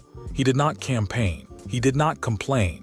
He took it home and he turned it into a lesson for his children. And the lesson was that you do not tie your worth to a trophy, because if you do, some strangers in a room get to decide what you are, which is a beautiful thing for a father to teach his kids.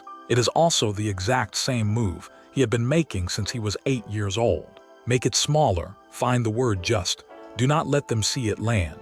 In 2001, he made A Beautiful Mind, and in March of 2002, he walked up and got the Academy Award for Best Director, and the picture got Best Picture, and that was that. The kid from the striped shirt, the mascot, the boy the network wanted to move to second position, standing there with the thing. He was 48 years old.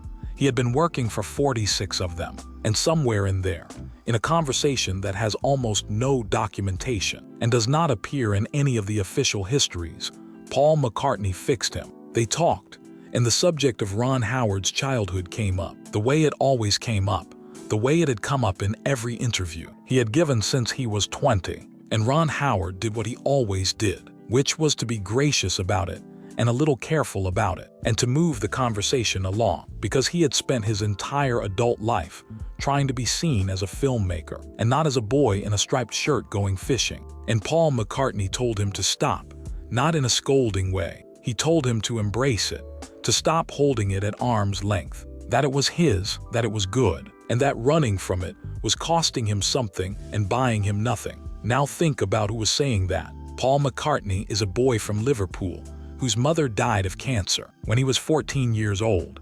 He wrote the most successful songs in the history of recorded music before he was 30, and then he spent the entire 1970s being told by serious people in serious publications that the Beatles were teenage stuff, that it was screaming girls and haircuts, that it did not count as art, that the grown-up thing to do was to be a little embarrassed about it. He was not embarrassed about it, not for 1 second, not for 50 years. Here is a man who has been loved by more people than almost anyone who has ever lived, for something he did when he was very young, and who has had to listen to the world tell him it does not count. He knows exactly what that is. He has the map. And he looked at Ron Howard and told him the thing nobody else in Hollywood was ever going to tell him, which is that Opie was not the problem. Ron Howard has said he found it liberating.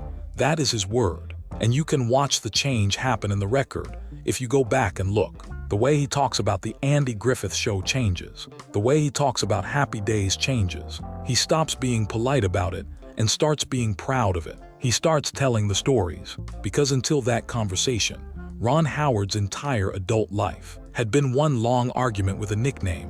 Every choice, all of it. Directing instead of acting, Corman instead of the studios, the refusal of Fonzie's Happy Days, the genre hopping, the science fiction and the fire movie, and the boxing picture, and the Formula One picture. A career built with such deliberate variety that critics complained they could not find him in it. That was not indecision. That was a man running from a boy in a striped shirt going fishing with his dad. And a man from Liverpool told him to stop running, and he stopped. That is the moment the story turns. Not the Oscar, not the box office. A conversation with a Beatle in which somebody finally gave him permission to have had the childhood he actually had. Because here is the thing that had been sitting underneath all of it unsaid for 40 years. He had loved it. He loved Mayberry. He loved that plywood box on wheels. He loved the fake ice cream, and the turtle and the bird, and the barber shop and Andy Griffith. It was the best childhood a boy in that business ever had, and he knew it. And the whole world kept insisting that it must secretly have been a wound. And every time he said it was not, They smiled at him like he was in denial, so he had to be careful about it. He had to hold it away from himself. He had to be gracious and move the conversation along for 40 years, because the culture had decided that a child star has to be a victim. And if you are not a victim, you must be lying. And if you are not lying, you are boring. And the one thing he could never say out loud in all those years was the true thing, which was that it did hurt, just not the way anybody thought. It did not hurt on the set. The set was the only safe place he had. It hurt everywhere else. It hurt in a schoolyard in Burbank. It hurt in a boardroom at ABC. And it hurt in a motel parking lot in Northern California in August of 1972, with the day's heat still coming up off the asphalt and glass around his shoes, while two men he had never done a thing to laughed at him out of the dark. In the early 1990s, somebody started making threats against his family. The details have never been fully laid out in public, and he has been careful about them, which is exactly what you would expect. What is known is that it was serious enough that the FBI came in. There were taps on the phones. There was surveillance. The family had to be moved temporarily out of their own house. And this was all happening around the time Los Angeles came apart in 1992. So the city itself was on fire, while a man sat in his living room with federal agents explaining what might happen to his children. Think about who that was happening to. This is a man whose entire understanding of the world rests on one load-bearing idea, which is that a good family can keep a child safe. It is the only religion he has. Rance and Jean did it. They did it in the worst place on earth to do it, in the middle of the machine that eats children, and they pulled it off. And every single decision Ron Howard has ever made in his adult life follows from the belief that it can be done. And in 1992, somebody stood outside his house and made him wonder. What he did with that is the whole man in one gesture. He made a movie about it.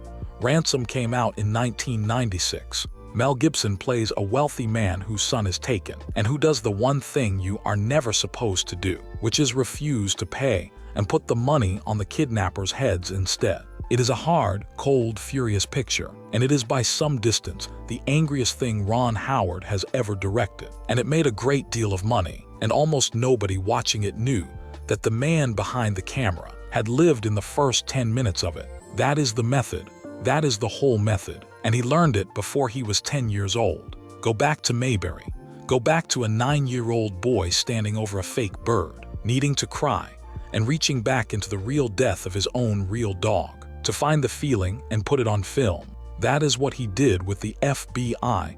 That is what he does with everything. Every picture he has ever made is a boy thinking about the dog. He takes the worst thing that has happened to him, privately, quietly, without telling anybody it hurt, and he converts it into a scene, and he sells the scene, and everybody claps and nobody knows. He has been doing that since the Kennedy administration. His father taught him how when he was in the 3rd grade, and it never occurred to either of them that it was a strange thing to teach a child. It made him one of the most reliable filmmakers in the history of the American studio. It also means the man has been metabolizing his own life in public for 70 years and calling it a job. His daughter was born on the 2nd of March, 1981, one day after his own birthday. They named her Bryce Dallas Howard, and the middle name comes from a family joke about where the children were conceived, which tells you the marriage was a warm and slightly ridiculous place, which is the best kind. She wanted to act. Of course she wanted to act. She is the granddaughter of 2 actors and the daughter of a director, and she grew up on sets. She has said plainly that if anyone had given her the chance as a child, she would have taken it in a heartbeat. He said no. He and Cheryl were, by Bryce's own description, very firm about it. She could be an extra in her father's pictures, a face in a crowd, and she was in parenthood at around 7 years old. But professionally, as a child working the way he had worked, never, not one day. His phrase for child acting is that it is fraught with landmines.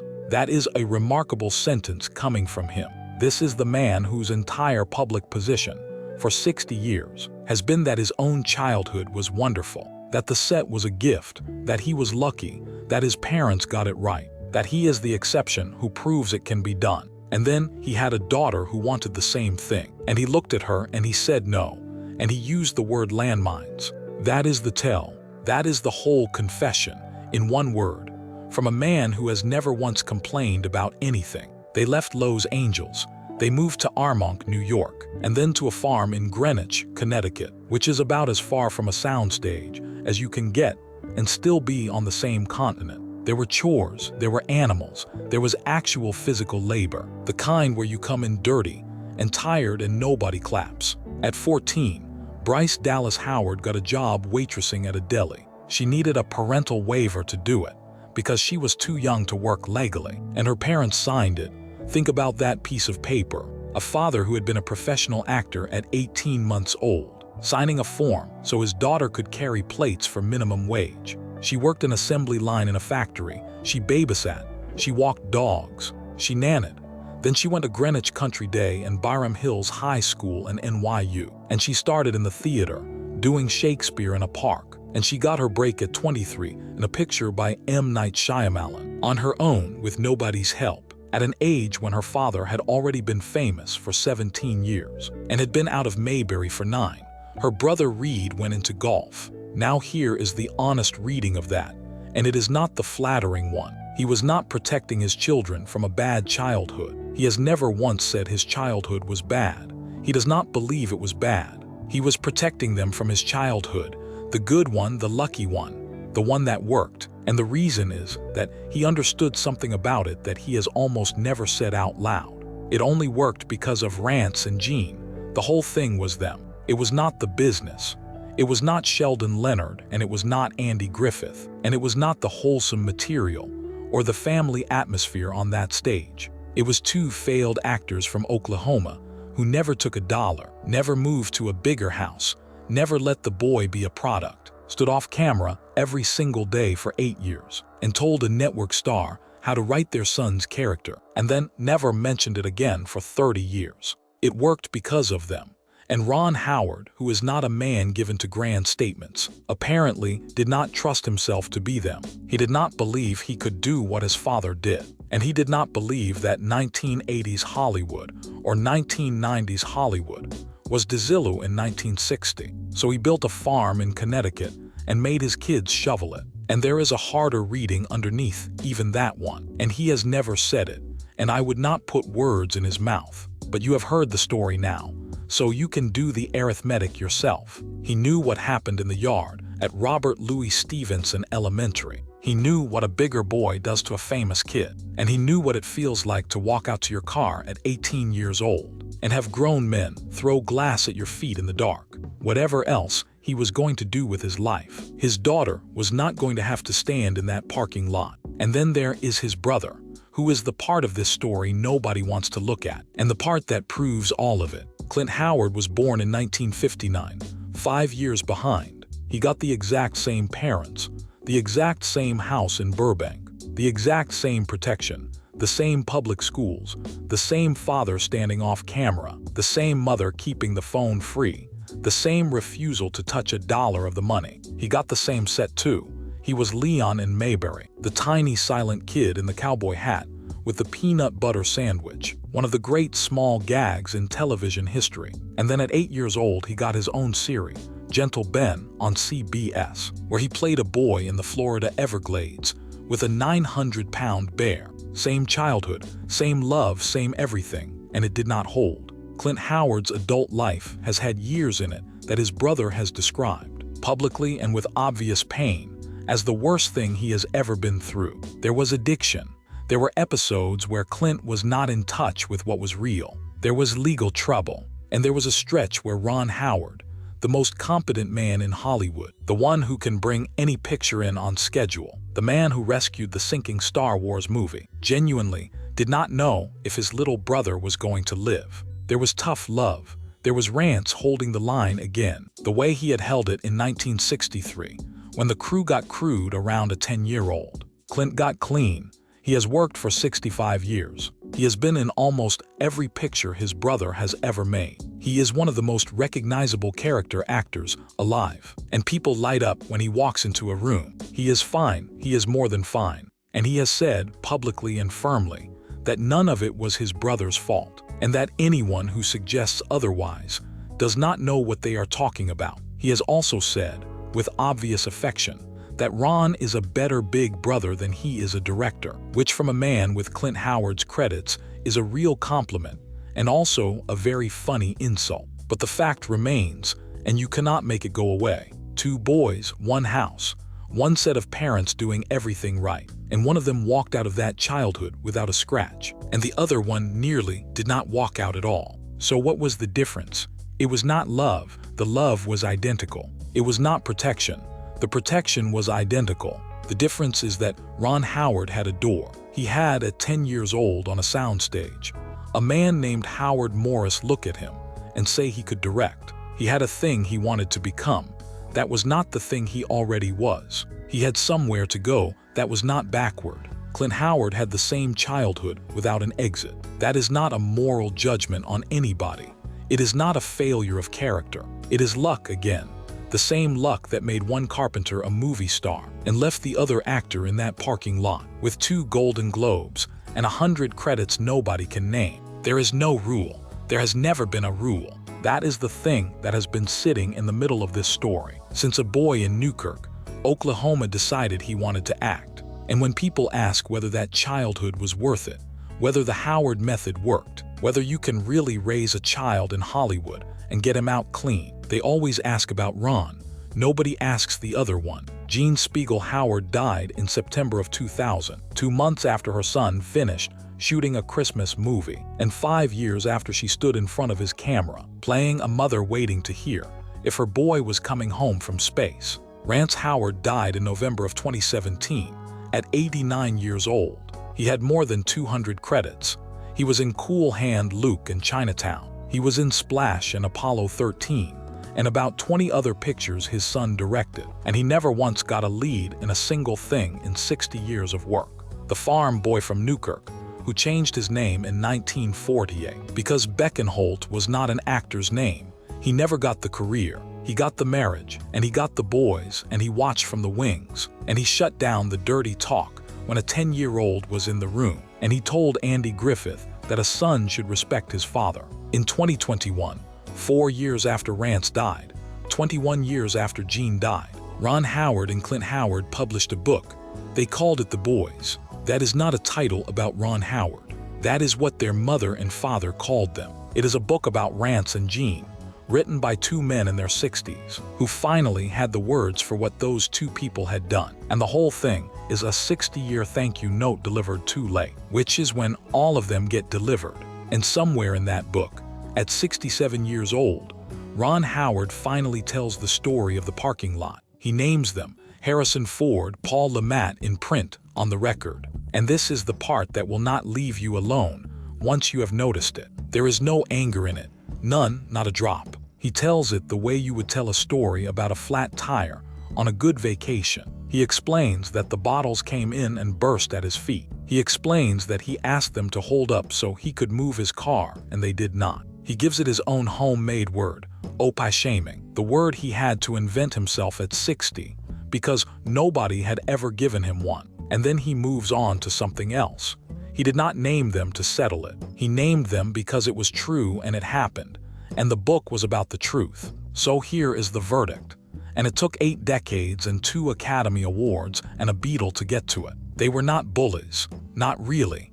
Not in the way the word wants you to mean it. Harrison Ford and Paul Le Mat were the last 2 people in a long line of people who needed to know where that boy stood. The kid in the yard at Robert Louis Stevenson Elementary needed to know. So he knocked him down and found out, and became his friend for life. The network needed to know, so they came at him with a title change and a raise, and found out, and the title stayed. Bette Davis needed to know, so she called him Mr. Howard on the telephone and refused to give him her first name until he had earned it, and he earned it in 1 day, and she slapped him on the backside and never mentioned it again. And 2 broke actors, sleeping in a motel in Petaluma, working nights for scale, 30 years old and 26 years old, and both of them out of chances as far as they could tell, needed to know what was actually under the red hair, whether there was a man in there or just the trick, whether the luckiest kid in America had anything in him at all. So they threw glass at his feet in the dark,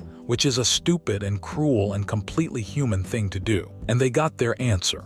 And the answer was that he asked them politely to hold up so he could move his car. And when they would not, he drove away and came to work the next night on time and off book and pleasant. They just wanted to measure him. He knew it in the moment. He had known it since the 4th grade. And that is why there was never any anger. And that is why it took 49 years. And that is why, when he finally told it, he told it laughing. But do not mistake understanding for painlessness. That is the mistake everybody makes about this man. And it is the mistake he has spent his whole life encouraging you to make. He understood it, and it still cost him. It cost him a word, just. It cost him a permanent, unbreakable habit of making his own pain smaller than it was. Because when you are the luckiest boy in America, there is no one on earth you are allowed to say it to. It cost him a nomination for the best picture he ever made, because he had learned at 6 years old from a man in a sheriff's uniform to erase himself. And the world never rewards that, it only enjoys it. It cost him the ability to let his own daughter have the thing that made him. And it cost him 50 years of being called nice, which is the most backhanded compliment this industry has ever devised. A word people use for him instead of the word great, as though the two were in competition. He is not nice. Nice is what happens to you. He is careful. There is a difference, and the difference was made on a strip of asphalt in Northern California in the summer of 1972. Go back there one more time. The heat is still coming up off the blacktop, the way it does after the air has gone cool, and the motel sign is buzzing, and there is glass all over the ground catching the light. 3 men in a parking lot at 1 in the morning. 2 of them had been told no their entire adult lives. 1 of them had never been told no at all. And all 3 of them were caught in exactly the same trap from 3 different sides, which is that this business decides, and it does not explain, and there is no appeal, and no amount of talent or work or wanting has ever once changed its mind about anybody. 5 years later, the carpenter was the most famous man alive. The one with the best part in the movie won 2 Golden Globes, and had a long working life and never became a star, and nobody can tell you why, because there is no why. And the boy standing very still in the broken glass won the Academy Award for Best Director, and made 40 years of pictures that 4 generations have loved, and married the girl from his English class, and stayed married to her for over 50 years, and raised 4 children who never had to hear a single stranger call them a nickname. All 3 of them made it, all 3 of them are fine, and only one of them still remembers the bottles. He never danced. That is the thing. That is the whole thing. 2 grown men shouted at him to do the oldest trick in the American movies, the one where the bad man shoots the dirt at your boots, and the whole saloon laughs. And Ron Howard, 18 years old, the son of a man who played sheriffs, stood there in the glass and asked them politely if they would hold up for a second so he could move his car. And when they would not, he got in and he drove, and he has been driving ever since. He has spent 50 years building the same room, over and over, on sound stages all over the world. Ask any actor who has ever worked for him, and you will get the same answer, and they will not know why they are giving it. It is calm. Nobody yells. Nobody gets humiliated. You get another take. The sick man gets a stand built so he can keep working. The kid in the corner gets his questions answered. He is building Mayberry. He has been building it since 1982. He builds it, and then he lets other people stand in it, because he is the only person alive who knows what it is worth, having been raised in the one real one and thrown out of it at 14. That is what the bottles bought. Not a grudge, not a lesson about resilience. A man who spent the rest of his life making absolutely certain that nobody standing in his parking lot at 1 in the morning ever had to hear anything come out of the dark. He is 72 now. He is still out there, still on his feet all day, still on the floor, still inside the frame.